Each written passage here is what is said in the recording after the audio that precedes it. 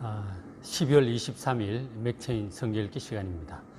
오늘 함께 읽으실 말씀은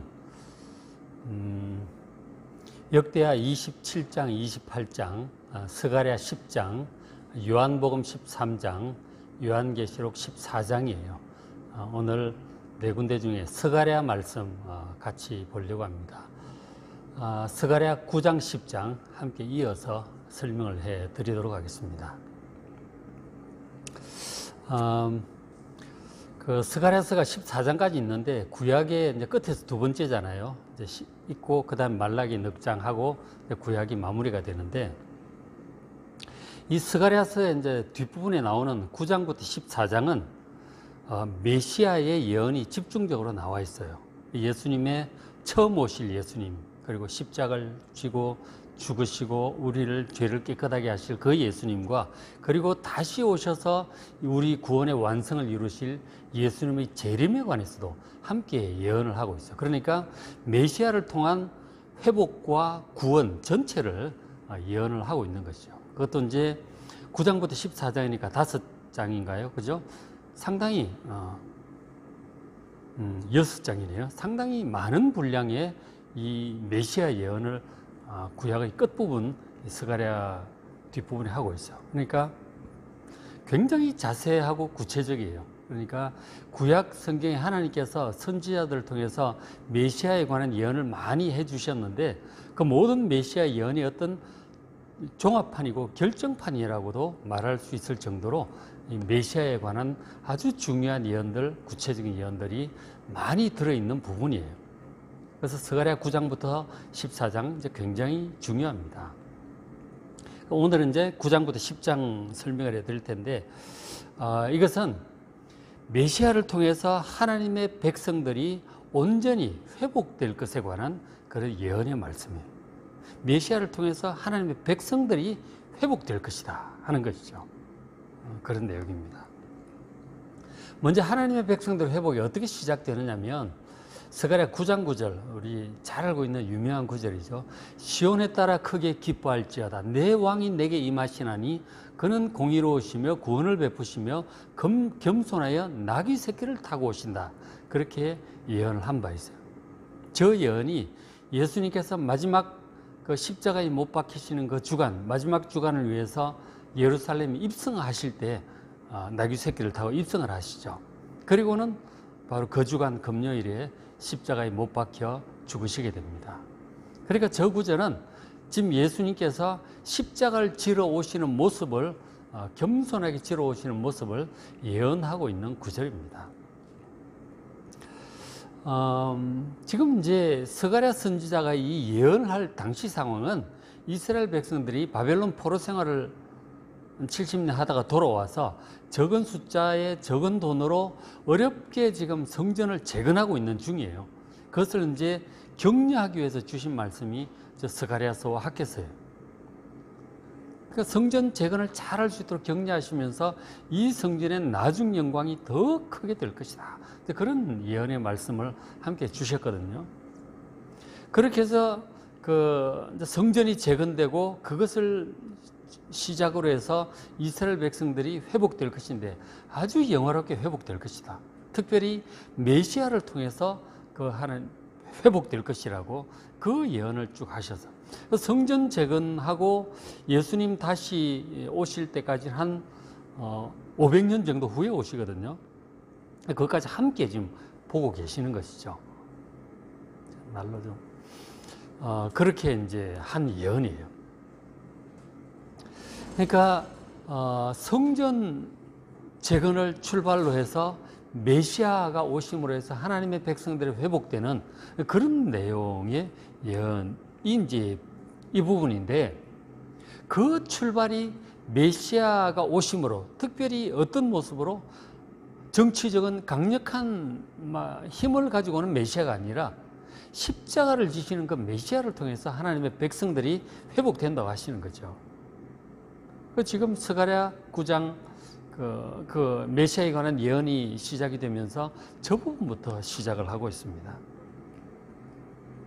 하나님의 백성들의 회복은 바로 십자가를 지시는 메시아를 통해서 회복될 것이다 하는 것이죠.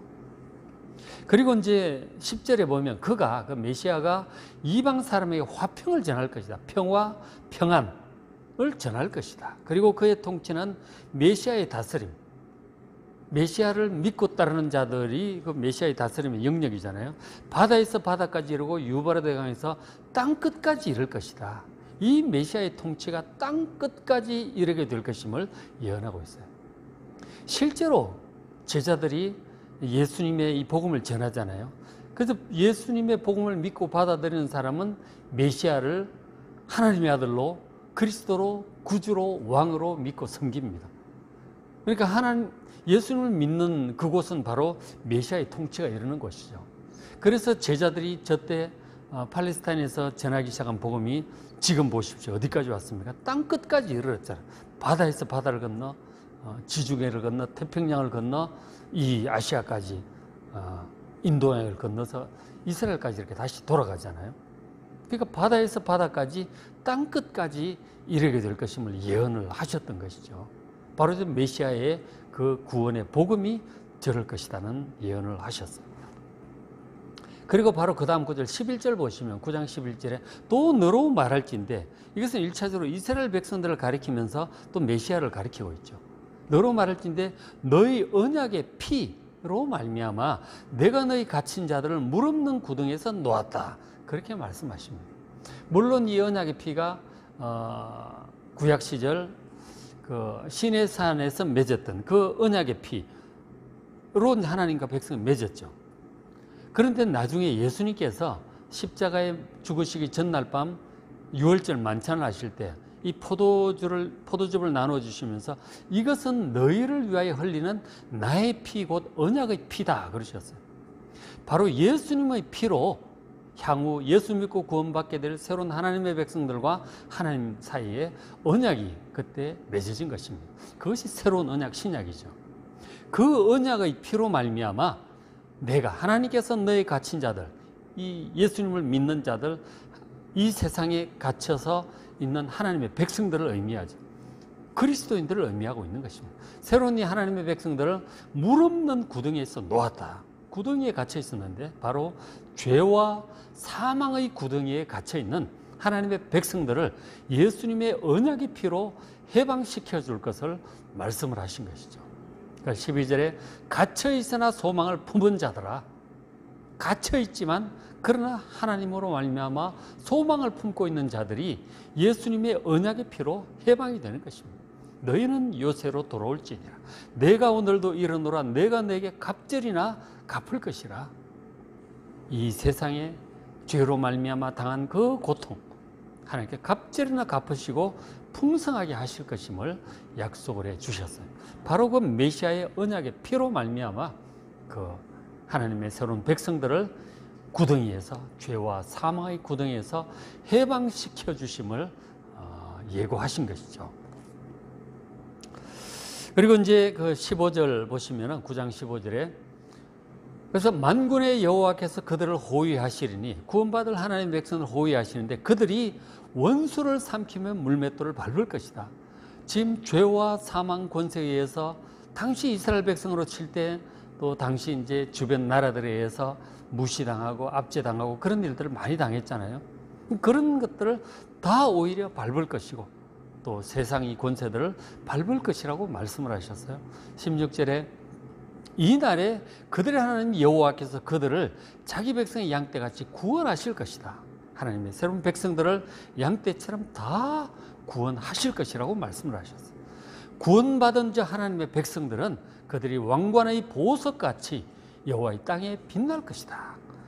왕관이 이제 금으로 되어 있잖아요. 근데 그 한가운데 보석이 박혀 있어요. 그 보석이 찬란하잖아요.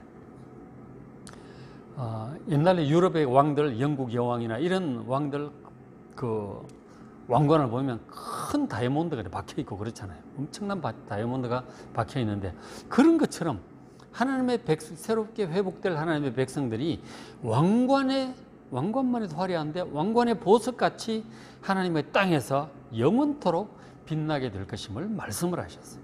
하나님께서 회복할 하나님의 백성의 영광이 얼마나 찬란한지 가장 영광스러운 왕관의 보석으로 비유를 하고 있어요. 그리고 17절에 그의 형통함과 그의 아름다움이 어찌나 큰지, 얼마나 형통하고 아름답고 영광스러운지 모른다.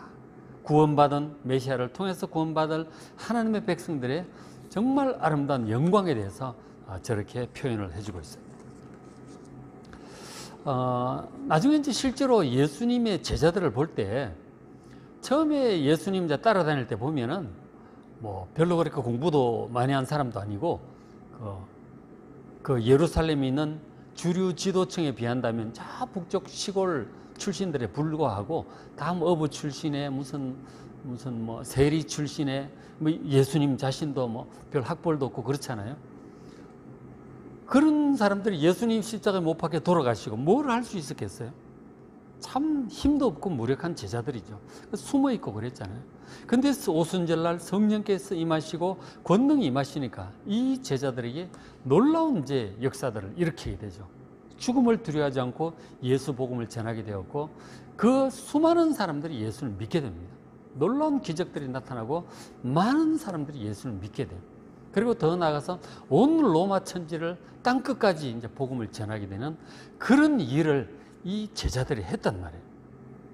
정말 왕관의 보석과 같은 존재가 된 거죠. 그 제자들이. 지금 생각을 할 때 참 그 일을 어떻게 했을까 싶어요. 당대에 뭐 인도까지 가고 뭐 소련 지역, 뭐 프랑스 지역, 아프리카 지역 다 갔단 말이에요, 제자들이. 그 사도 바울은 로마 그 전역을 복음하고 그랬잖아요. 정말 대단한 왕관의 보석과 같은 존재가 된 거예요. 영원토록 그분들은 정말 찬란한 그런 분들이 된 거죠. 그의 형통함과 그의 아름다움이 어찌 큰지 정말 말로 닿을 수 없을 정도로 그렇게 되었던 것이죠. 그런 것들을 이제 말씀을 하셨고, 그리고 이제 10장에 넘어가서 10장 2절 보시면 이 드라빔은 이제 우상이죠. 가정에 있는 가정용 조그마한 우상들입니다. 그 드라빔들은 헛하는 것을 말하고 뭐 제대로 된 뭐 계시가 있을 리가 없죠. 복술자, 점치고 하는 사람들은 진실하지 않은 것을 보고 뭔가 환상을 보고 뭔가 보는데 그건 하나님께로부터 온 것이 아닌 이 속이는 영들이 주는 진실하지 않은 것들이에요. 그리고 꿈이라고 해몽도 하고 하는데 이 거짓 꿈을 꾸고 사단이 주는 거짓 꿈들이 있죠. 그런 것들로 사람들에게 이것이 하나님의 뜻이고 이렇게 하면 잘 될 것이고 축복을 받을 것이고 막 그런 이제 위로를 하죠. 근데 그 위로가 헛되다 하는 것이죠. 하나님께로부터 오지 않은 것들은 얼핏 그럴듯해 보여도 그 결과가 없는 헛된 것임을 여러분 아시길 바랍니다. 그런데도 불구하고 이 구약시대 내내 보면은 이 왕들도 막 우상도 섬기고 백성들에게 금송아지를 여호와 하나님이라 그러고 그런 것들도 하고 또 수많은 거짓 선지자들이 막 환상을 봤다 무슨 계시가 있었다 얘기를 하는데 하나님께로부터 온 것이 아니었어요. 하나님 말씀과 합당하지 않은 사람들에게 듣기 좋은 그런 얘기들을 참 많이 했던 것이죠. 그러나 그런 위로들은 전부 헛된 것입니다. 그래서 이 백성들이 하나님의 백성들이 양처럼 유리하고 참된 목자가 없으니까 아주 곤고합니다. 이리한테 맥히고 물 없는 데로 가면서 목말라 굶어 죽고 이런 곤고함을 당했던 것이죠. 하나님의 뜻을 따른 진실한 그 선지자, 진실한 목자가 아닌 육신적이고 세상적이고 잘못된 어둠의 영들과 접촉을 하면서 잘못된 얘기하는 그런 지도자들을 통해서 곤고를 많이 당했던 것이죠. 그래서 결국 나라도 멸망하고 흩어지고 성전도 무너지고 그랬잖아요. 그래서 성전 재건하느라고 어렵게 지금 고생을 하고 있는 것이죠. 그래서 그런 것들에 대해서 예수님 당시도 마찬가지였어요. 그렇게 이후에 또 흘러가면서 또 예수님 당시의 바리새인들, 대제사장, 서기관 이런 사람들도 하나님의 참 뜻을 알지 못하고 다 율법적으로 율법주의적으로 막 그렇게 해석을 하고 잘못된 인도를 한 거죠. 그래서 하나님께 3절에 내가 목자들에게 노를 바란다. 내가 수렴소들 우상도 보라고 이 거짓 잘못된 어리석은 목자들에게 하나님께 진노하실 것이라고 그렇게 말씀을 하고 계십니다. 메시아 예언하는 중간에 이런 말씀이 있는 것이죠. 결국은 이제 예수님께서도 당시 바리새인 대제사장 이들에게 진노하시고 화 있을진저 이 독사의 새끼들아 그러고 막 책망을 하셨잖아요.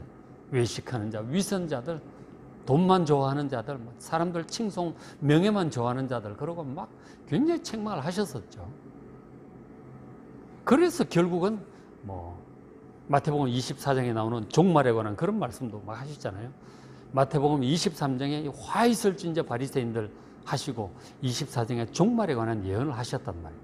바로 예루살렘이 처참하게 멸망하게 될 것도 말씀하시고 또 종말도 말씀도 하신 거죠. 그 하나님의 진노하심입니다. 그래서 결국 그 하나님의 진노로 말미암아 예수님 당시 그 지도자들 하던 그 세대 예루살렘이 서기 70년에 로마에 의해서 완전히 파괴되고 말죠. 바로 저런 잘못된 지도자들에 대한 하나님의 진노와 심판이 임했던 것입니다. 그 메시아 시대에 다 이루어질 일들이죠. 그리고 이제 그러면서 이제 하나님께서 하나님의 백성들을 향해서는 10장 3절에 그 메시아를 통해서 하나님을 진실하게 섬기는 또 하나님 백성들이 있잖아요. 바로 결국은 이제 그리스도인들이 되는 거죠. 만군의 여호와가 그 무리 곧 유다 족속을 돌보아 그들을 전쟁의 준모와 같게 하는 이 유다 족속이라고 하는 것은 물론 하나님의 백성들을 가리키는 것이고 결국은 이제 앞뒤 상황 맥락을 볼 때 그 이후 예수님을 믿게 될 이 유대인 중에 그리스도인들을 포함해서 모든 그리스도인들을 영적인 그리스도인들, 영적인 아브라함의 자손을 다 포함하고 있는 그런 단어가 되겠죠. 새로운 이제 하나님의 백성들, 유다 족속, 하나님의 백성들 돌보셔서 그들을 전쟁의 준마와 같게 할 것이다. 전쟁을 할 때 이 준마는 천리마와 같이 굉장히 이제 잘 달리고 힘이 있고 용맹한 말들이죠. 그것처럼 이 하나님의 백성들을 그와 같이 강력한 전사가 되게 하겠다. 용사가 되게 하겠다고 말씀하셨어요. 강하게 하겠다는 것이죠. 그리고 그렇게 될 수 있는 것이 4절에 모퉁이 똘이 그에게서 바로 메시아를 가리키고 있습니다. 모퉁이 똘이 메시아에게서 나올 것이다. 예수님이 바로 이 새로운 신약 시대의 성전의 모퉁이 똘이 된다 그러셨잖아요. 예수님이 바로 그 모퉁이 똘이 되시고 말뚝이 또 그에게 말뚝이라고 하는 것은 이 말이 힘 있는 말들이 막 날뛰고 할 때 말뚝에 딱 매놓으면은 딱 이제 자리를 잡고 있죠. 그죠? 날뛰지 못하고 얌전하게 있죠. 어쨌든 하나님께서 컨트롤 하시는 거 말뚝에. 그런 말뚝은 어쨌든 뭔가 묶어 놓고 힘이 있게 딱 붙잡고 있는 힘이죠. 그럼 싸우는 활, 이 공격적인 활, 그 무기가 또 메시아에게서 나오고 또 권세 잡은 자도 다 일제히 그에게서 나올 것이다. 그 능력 있는 자들, 힘 있는 사역자들 이런 사람들이 메시아로부터 다 나오게 될 것입니다. 그렇게 해서 이 유다 족속 새로운 하나님의 백성들을 강하게 할 거라고 하시는 거죠. 그렇게 해서 5절에 싸울 때 용사같이 거리의 진흙 중에 원수를 다 밟을 것이다. 원수들을 밟고 승리한 강력한 용사들이 될 것입니다. 바로 메시아에게서 나오는 모퉁이 똘과 말뚝과 싸우는 활과 권세 잡은 자 이런 것들을 통해서 이 하나님의 백성들이 강력한 용사가 될 것임을 말씀을 하셨어요. 그래서 10장 6절에 보시면 내가 유다 족속을 견고하게 하며 요셉 족속을 구원할지라 말씀하시죠. 유다 족속은 말하자면 남유다 백성들을 얘기하고 요셉 족속 같으면 북이스라엘, 에브라임 지파를 포함한 북이스라엘 백성들을 얘기를 할 텐데 그러니까 항상 남쪽의 유다와 북이스라엘 이렇게 늘 나누어서 이제 얘기를 하곤 하는데 사실 스가랴 당시만 해도 북이스라엘은 흔적도 없이 사실 사라졌어요. 많은 북이스라엘 남쪽 유다보다 한 100 몇십 년 전에 먼저 멸망하면서 막 아수르 사람들이 사마리아 지역에 들어오고 포로로 끌려가고 북이스라엘 열 지파는 거의 사라지다시피 한 거예요. 그런데 그들을 다시 구원하시겠다고 하는 거예요. 지금 사실 혈통을 유지하고 남아있는 것은 남유다, 유다 지파 사람들과 함께 있던 베냐민 지파 정도란 말이에요. 그런 정도인데 하나님께서 요셉 족속 북이스라엘 백성들도 구원할 것이라고 말씀을 하는 것이죠. 저것은 결국 메시아를 통해서 구원받을 새로운 하나님의 백성들을 가리키고 있는 것으로 해석을 해야 될 것입니다. 그래서 저런 것들이 이제 요한계시록에 보면은 이스라엘 12지파 중에 인맞은 자 12,000명씩 12지파에 14만 4천 얘기가 나오는데, 그런 것들이 결국은 온 백성이 흩어져 있는 이 하나님의 백성들을 상징적으로 대표하는 그런 이제 숫자로 이제 봐야 되는 것이죠. 어쨌든 저런 구원받은 하나님의 백성들, 그들을 하나님께서 메시아를 통해서 구원받은 새로운 하나님의 백성들을 견고하게 하실 것이다 하는 것이죠. 내가 그들을 긍휼히 여김으로 그들이 돌아오게 하리니, 하나님께로 돌아오게 하고, 그래서 7절에 보면 하나님의 구원을 받은 백성들이 어떠한지, 에브라임이 바로 북이스라엘의 대표적인 지파잖아요. 자, 그런 북에브라임이 용사 같아서 구원받고, 연약했지만 구원받고 다시 강해진 것이죠. 용사 같아서 어떻게 되느냐, 포도주를 마심같이 마음이 즐거울 것이다. 연약한 자가 힘이 생기니까 더 이상 뭐 짓밟히거나 탄압당하거나 이렇게 하지 않고 스스로 지키고 보호하고 더 나아가서 정복하고 이길 수 있으니까 얼마나 마음이 즐겁겠어요. 약한 자가 강해지면 마음이 즐거운 거예요. 그리고 또 그들의 자손은 보고 기뻐한다 하는 것입니다. 그것을 보고 모든 또 자손들은 기뻐합니다.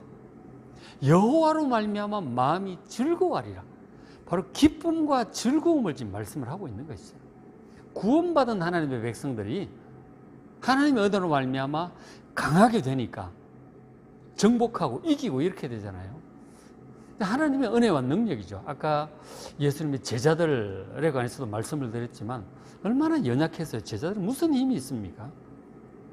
제자들에 비한다면 당시 대제사장의 권력이나 이런 것들은 뭐 까마득하죠. 제자들은 정말 학벌도 없고 백도 없고 뭐 없는 거예요. 진짜 연약한 사람들이었어요.